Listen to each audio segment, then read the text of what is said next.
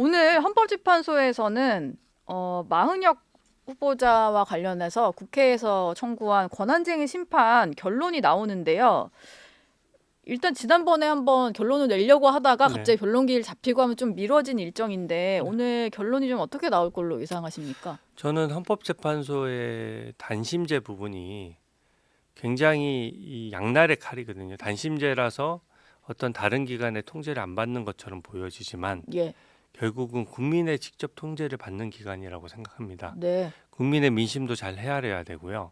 그만큼 절차적으로 진행을 할 때 더 신중해야 돼요. 그래서 헌법재판소 편의적으로 결정하면 안 되는 거거든요. 네, 마흔혁 임명 문제는 어떻게 보면 헌법재판소의 셀프 결정 같은 거예요. 헌법재판소의 구성과 관련된 것을 어떤 법리적인 해석이 있고 여야의 입장이 다르고 대통령 권한대행조차도 반대하고 네, 여야 합의 여부에 대해서 다툼이 있는 상황 하에서 그 결정문으로서 뭔가 헌법재판소 구성을 헌법재판소가 스스로 결정하겠다? 예, 저는 국민적인 공감대를 불러일으키기 어렵다라고 생각하고요. 음, 그 과정에서 또 그 문영배 재판관의 임기 또 이미선 재판관의 임기인 4월 18일 전에 이거를 어떻게든 해보려고 하다 보니까 국민들 눈에 꼼수처럼 보여지는 것이고 네, 헌정사상 최초가 제가 항상 얘기하지만 헌정사상 최초라는 게 좋은 게 아닙니다.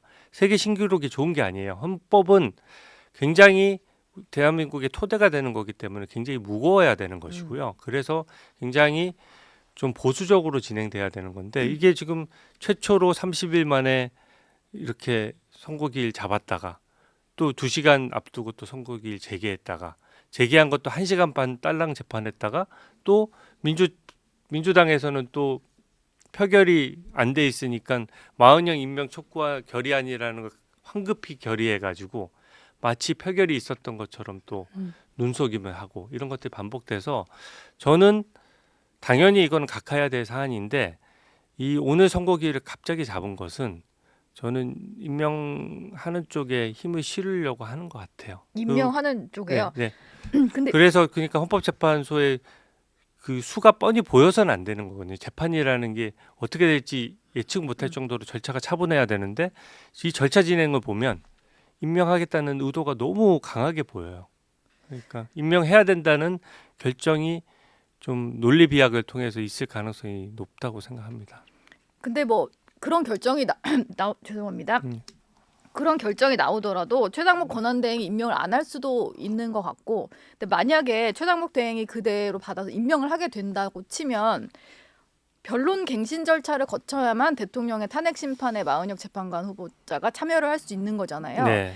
그렇게 되면은 오히려 대통령 측 입장에서는 변론 갱신을 거쳐야 되니까 선고기일이 조금 더 늦춰지는 네. 그런 효과는 볼 수 있다 뭐 이런 얘기도 있는데 뭐 그 가능성에 대해서는 어떻게 이게 보시나요? 굉장히 예민하고 어떻게 보면 시간 싸움의 문제가 돼버린 측면이 있거든요. 예. 그래서 사실 이게 굉장히 중요하면서도 예측이 어렵습니다. 왜냐하면 마흔혁 후보가 확실한 것은 법리만 놓고 보면 마흔혁 후보가 임명되더라도 재판에 한 번은 들어와야지 판결에 선고를 할 수가 있습니다.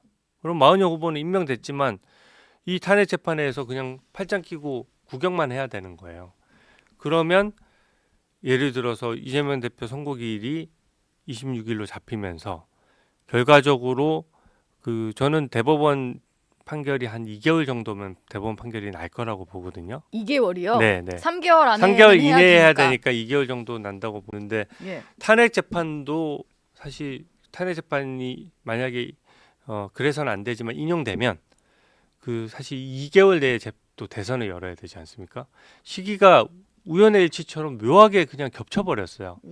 그러니까 어느 재판이 먼저냐의 어떤 다툼이 돼버렸는데 만약에 마흔혁 후보가 임명되면 오히려 이왕 임명된 이상 두 가지 경우가 있습니다. 마흔혁 후보는 사실 탄핵 그 인용하는 쪽에 표를 던지기 확실한 사람이에요.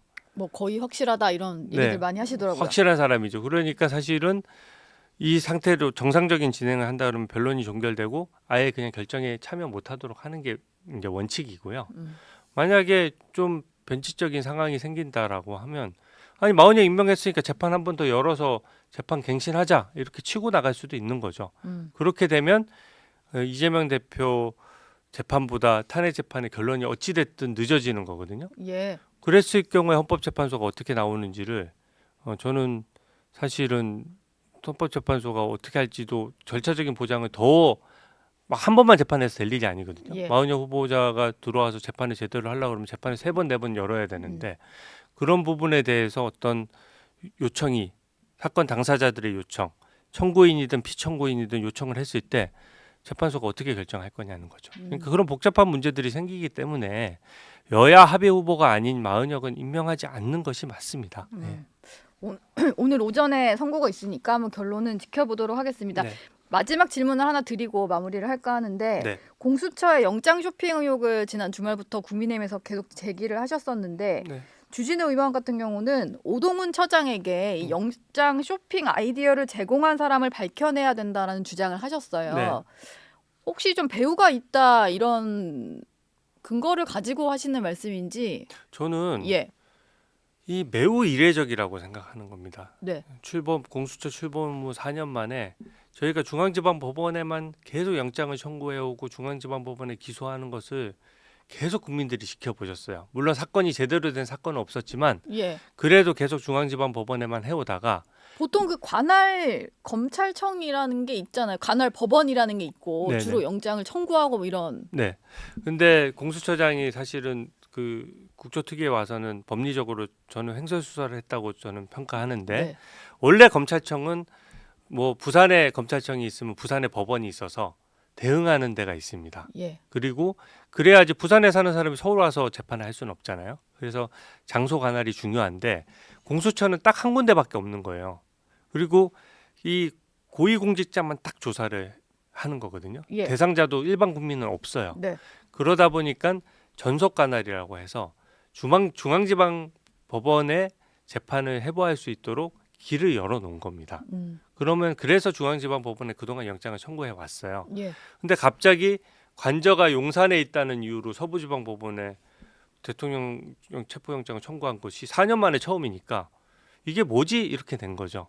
그래서 본인들이 분명히 변명하기는 이제 아니 그 압수수색 영장이나 이런 거 청구할 때는 이상민 장관이 집이 강남이어서 그래서 압수영장은 이상민 장관 때문에 되게 관련자가 많은데 예. 강남에 사는 사람이 한 사람이 있으니까 겨우겨우 중앙지방법원에 영장을 청구할 수 있었고 체포영장은 대통령은 관저가 용산이고 용산 집무실에서 또 집무를 보시니까 그러니까 서부로밖에 갈 수밖에 없지 않느냐. 예. 불가피성을 얘기하는 거거든요. 네. 그래서 제가 반론을 제기한 겁니다. 그러면 김용현 국방장관도 집이 서대문구고 관저도 용산이고 사무실도 용산인데 예. 대통령과 똑같지 않느냐. 네. 그럼 왜 김용현 장관은 중앙지방법원에 청구를 했다가 기각을 당했냐 이거죠. 예. 그래서 저는 중앙지방법원에 저는 그렇게 됐다라고 봐요. 제가 생각하는 사실관계는 계속 중앙지방법원에 청구해 오다가 영장이 까다로운 겁니다. 자꾸 기각이 되는 거예요.